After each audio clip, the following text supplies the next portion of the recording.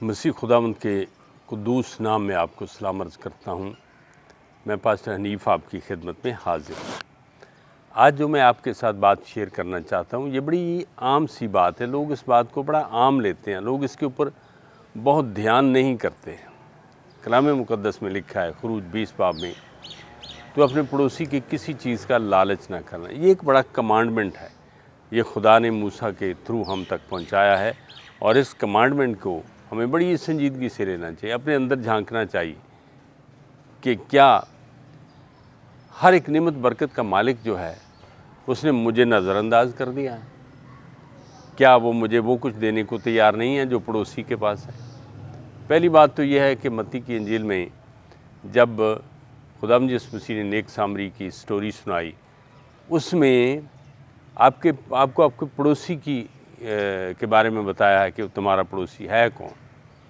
कोई भी जो आपके पास से गुज़रता है, जो आपके घर आता है या जिसके आप घर जाते हैं, जिसके साथ सफ़र करते हैं, जहाज़ में सफ़र करते हैं, पैदल सफ़र करते हैं या गाड़ी में सफ़र करते हैं, तो वो आपका पड़ोसी है। जिससे आपका वास्ता पड़ता है वो आपका पड़ोसी है। उसमें मज़हब की कोई बात नहीं है, उसमें ईमान की कोई बात नहीं है। वो इंसान है और उसके साथ ऐसा रवैया, मोहब्बत का रवैया होना चाहिए जो पड़ोसी के साथ मसीही तालीमात में बयान किया गया है। हम दूसरों की चीज़ों को देखकर अपने अंदर कुढ़ते रहते, मेरे पास क्यों नहीं है। ये नहीं करते कि दूसरे के लिए हमें शुक्रगुजारी करते हुए अपने मालिक और खालिक की तरफ ध्यान देना चाहिए, क्योंकि वो चाहता है कि हम भी उन सारी नेमतों से आसूदा हों जो किसी दूसरे के पास है। मैं आपको एक स्टोरी सुनाता हूँ। लालच कितनी बुरी बला है। हम पढ़ा करते थे मुहावरा, लालच बुरी बला है। पंजाबी में कहते हैं लालच गुनाह की जड़ है। और इस जड़ के ऊपर गौर करते हुए मैं आपको एक कहानी सुनाना चाहता हूँ, और वो एक बादशाह की कहानी है। लालची के साथ होता क्या है। एक बादशाह था, वो शिकार को गया, शेर उसके पीछे लग जाता है। वो दौड़ता हुआ, भागता हुआ करीब ही एक दलदल थी, उसमें जाके घुस जाता है। वो बहुत गंदा हो गया, कीचड़ से लथपथ हो गया। और एक किसान वहाँ से गुज़रता है, तो जब शेर वहाँ से चला जाता है तो एक किसान वहाँ से गुज़रता है और उस बादशाह को वहाँ से निकालता है। उसके ऊपर गंदा मंदा पानी डाल डूल के उसको ज़रा करके सीधा पदरा करके उसको रुखसत कर देता है। बादशाह अपने महल में आ जाता है। आकर वो बहाल हो जाता है, अपने आप को साफ़ सुथरा करके फिर अपने तरीके से ज़िंदगी गुजारता है। और कुछ ही दिनों के बाद वही किसान जो बादशाह को पहचानता नहीं था, वो खरबूजों की भर के एक बोरी बादशाह के लिए तोहफ़ा लाया। जब वो बादशाह के हुजूर हाज़िर होता है तो बादशाह ने उसको फ़ौरन पहचान लिया कि ये तो वही किसान है जिसने मुझे गंदे पानी से निकाला था। तो उसने उस बादशाह ने किसान की बड़ी इज़्ज़त की, और जब वो वापस लौटने लगा तो बादशाह ने उसको एक हीरों का हार उसको गिफ्ट किया। अब आप समझ सकते हैं कि हीरों का हार उसकी क्या कीमत हो सकती है। लेकिन जो उसका वज़ीर था वो बड़ा लालची था, बड़ा ग्रीडी और बड़ा ही तंग नज़र आदमी था। जब वज़ीर महल से बाहर निकलता है तो बादशाह से वज़ीर कहता है कि बादशाह, आपने ये कीमती हीरों का हार एक गंवार शख्स को, एक किसान को, एक अनपढ़ आदमी को दे दिया, उसको इसकी क्या कदर है। तो बादशाह को उसकी बात की समझ आ रही थी कि ये क्या कह रहा है। बादशाह ने कहा, अभी जा, अगर तू उससे सवाल करेगा, अगर वो बेवकूफ़ निकला तो वो हार मैं तुझे दे दूँगा।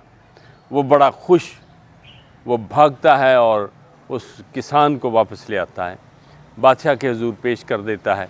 और बादशाह कहता है कि वज़ीर, इस किसान से सवाल कर ले जो करना है। तो किसान खामोशी से खड़ा है और वज़ीर ने सवाल किया, किसान, आसमान पर सितारे कितने हैं? तो वज़ीर ने बड़ी आसानी से बता दिया है। कहता है कि वज़ीर, जितने तेरे घोड़े के बदन के ऊपर बाल हैं उतने ही सितारे हैं।